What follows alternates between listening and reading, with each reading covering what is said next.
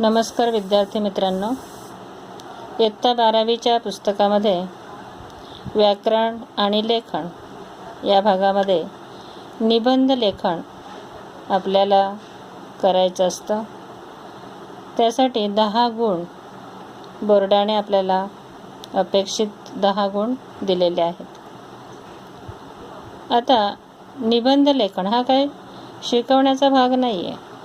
तो ज्याच्या त्याच्या विचारांचा, वाचनाचा, आकलन क्षमतेचा विषय आहे.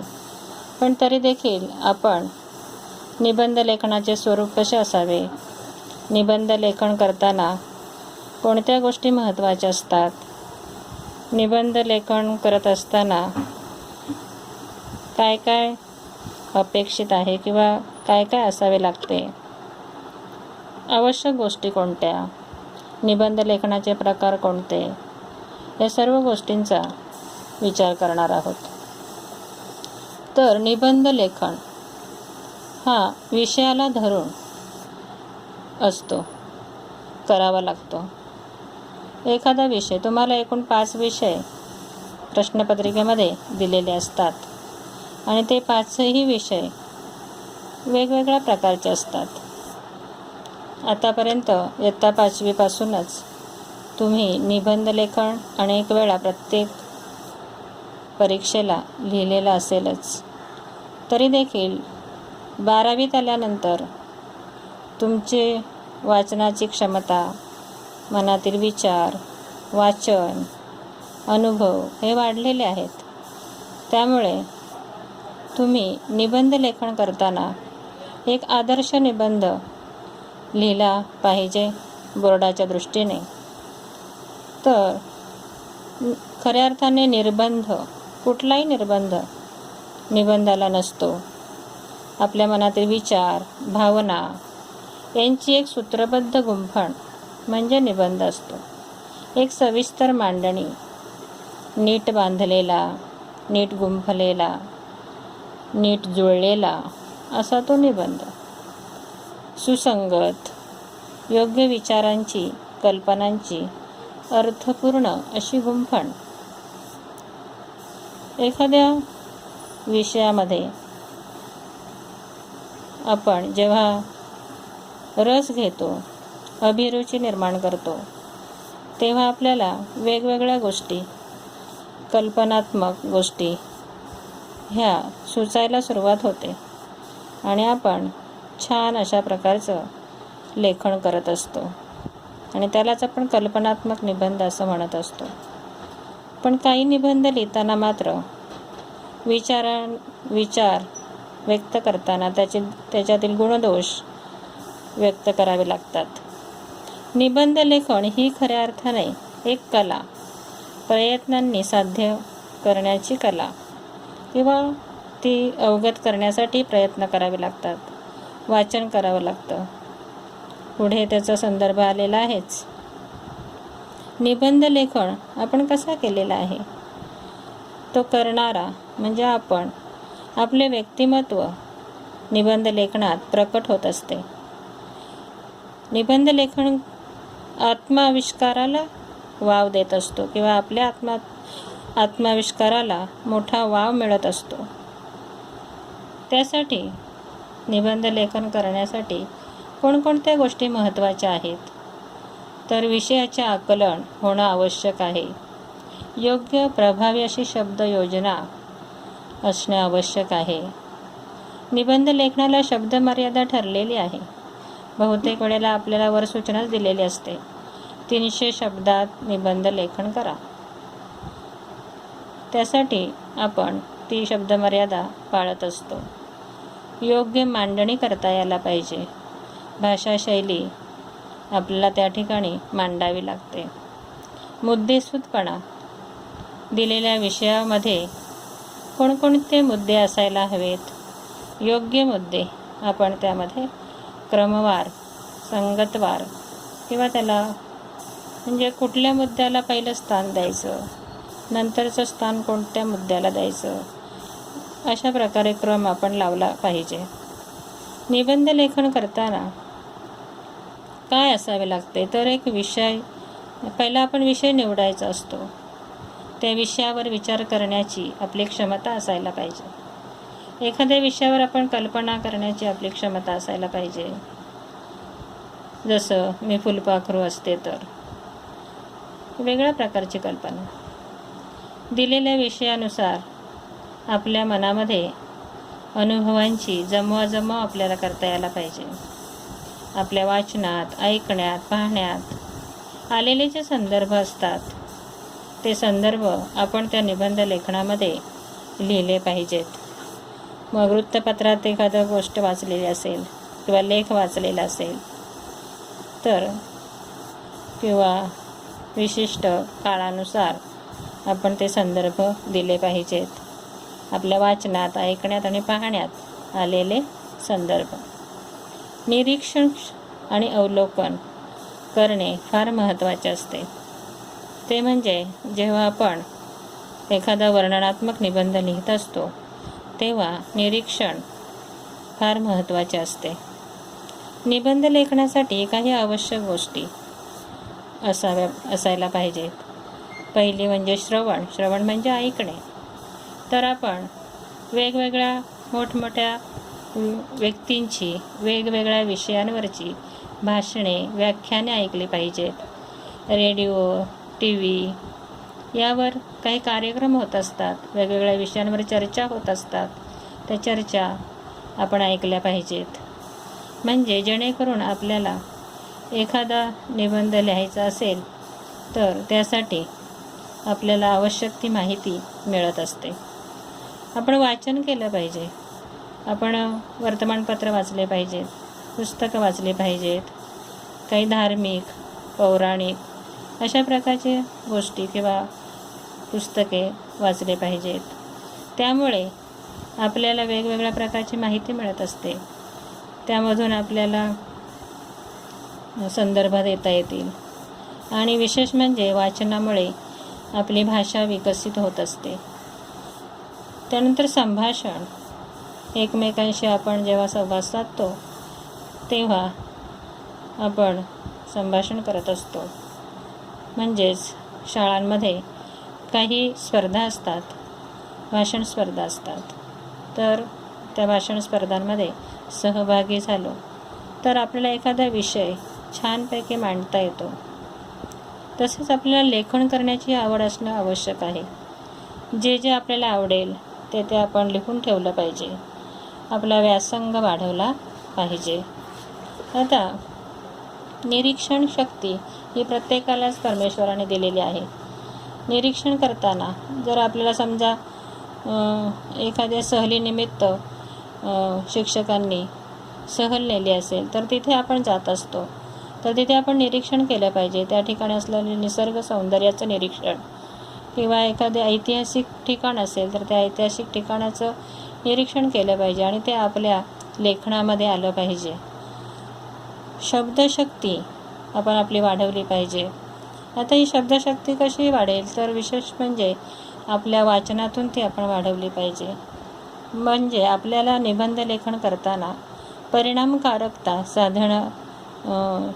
साधता येईल आणि त्यामुळे आपली शब्दसंपत्ती वाढू शकेल. त्यानंतर सराव. कोणत्या गोष्टीचा सराव करायचा आहे तर लेखन फार महत्त्वाची गोष्ट आहे की लिहिता यायला पाहिजे आपल्याला.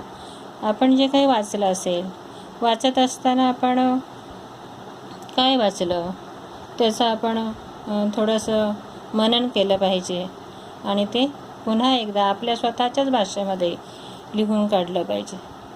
आता निबंध लेखन, उत्तम निबंध लेखन कसे करावे तर विषयाचे आकलन नीट करता यायला पाहिजे.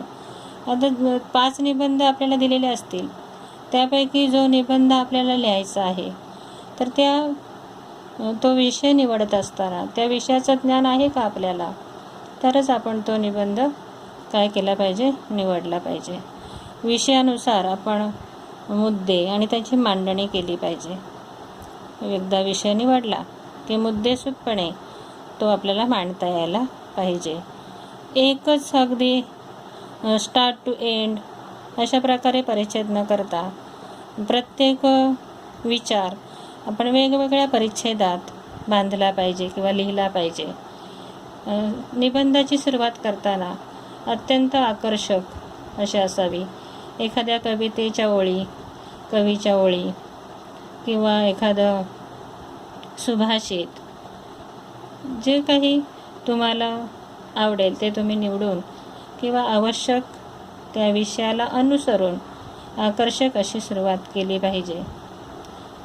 आणि भाषाशैलीसुद्धा आपली त्या ठिकाणी अगदीच आपली ग्रामीण भाषाशैली त्या ठिकाणी असता कामा नये. तर अगदीच पुस्तकातील भाषा असावी असंही नाही, पण तरीसुद्धा निबंध लेखन करताना आपण शुद्ध भाषा लिहिणं आवश्यक आहे. त्यानंतर योग्य आणि नेमकी शब्दरचना करता यायला पाहिजे. पाल्हाळीकपणा नको. सुभाषिते, म्हणी किंवा युक्ती यांचा योग्य वापर केला पाहिजे. आता कुठे प्रश्नचिन्ह द्यायचं, कुठे पूर्णविराम द्यायचा, कुठे स्वल्पविराम द्यायचा किंवा कुठे एकेरी अवतरण चिन्ह द्यायचं, तर ह्या सर्व गोष्टींचा विचार तुम्ही त्या ठिकाणी केला पाहिजे. वेगवेगळ्या प्रकारची उदाहरणं देणं, एखाद्या तुमच्या वाचनामध्ये आलेलं उदाहरण किंवा दाखले त्या काळाशी सुसंगत असेल तर तो तुम्ही निबंध लेखनामध्ये देणं आवश्यक आहे. अत्यंत सुटसुटीत अशा प्रकारची भाषाशैली किंवा साधी सोपी अशी रचना, वाक्यरचना, सुटसुटीत साधी सोपी शब्दरचना तुमची असायला पाहिजे. आता इथे विरामचिन्हांचा वापर जो आहे तो योग्य ठिकाणीच केला पाहिजे. जशा प्रकारे निबंधाचा विषय असेल त्या निबंधाच्या विषयानुसारच तुम्ही त्या ठिकाणी काय केलं पाहिजे, विरामचिन्हांचा वापर केला पाहिजे. शुद्ध लेखनालाही तितकंच महत्त्व आहे. त्यानंतर म्हणजेच कुठे ळ वापरायचा, कुठे आपण म्हणजे नियम, थोडेफार नियम जे आहेत शुद्ध लेखनाचे. मी असा शब्द लिहायचा. एक सुरुवात आहे आत्मकथनात्मक निबंध लेखनाची. मी शेतकरी असतो तर, मी पडका किल्ला असतो तर मी कसं लिहायचं, तर दीर्घ म्हणजे दुसरी वेलांटी त्या ठिकाणी यायलाच पाहिजे. पहिला शब्द तुम्ही चुकवला, पहिली वेलांटी लिहिली तर तिथे शुद्ध लेखनामध्ये तुमचे मार्क्स जे आहेत ते जाऊ शकतात. सुवाच्य अक्षर म्हणजे तुम्हाला जे काही लिहायचं आहे ते तुम्ही फायनल लिहिलं पाहिजे. लिहून परत तिथे खाडाखोड करता कामा नये. किंवा तुम्हाला जर एखादं वाक्य किंवा एखादं अक्षर खोडायचं झालं तर फक्त एक सिंगल रेष, आडवी रेष ओढली पाहिजे. अगदीच पेपर खराब होईपर्यंत त्याची खाडाखोड करू नये. निबंध लेखनामध्ये जसं आपण सुरुवात जी आहे ती सुरुवात करताना सुभाषिताने करावी असं म्हटलं तर शेवटसुद्धा अत्यंत परिणामकारकरित्या केला पाहिजे. असे सर्व मुद्दे जे आहेत ते तुम्ही लक्षात ठेवायचे आहेत की निबंध लेखन करत असताना आपण या सगळ्या मुद्द्यांचा विचार केला पाहिजे. आता प्रत्यक्ष तुम्हाला कोणकोणत्या प्रकारचे निबंध आहेत ते परीक्षेला विचारले जातात. तर महत्त्वाचे 5 प्रकार तुम्हाला परीक्षेमध्ये प्रश्नपत्रिकेमध्ये येतात. पहिला प्रकार आहे वैचारिक निबंध लेखन. दुसरा आहे वर्णनात्मक निबंध लेखन. तिसरा आहे कल्पनाप्रधान निबंध लेखन. चौथा आहे व्यक्तिचित्रणात्मक, चरित्रात्मक किंवा चरित्रात्मक निबंध. आणि 5वा आहे आत्मकथनात्मक निबंध लेखन. आता इथे या प्रत्येक निबंधाच्या प्रकारामध्ये वेगवेगळे नियम आहेत.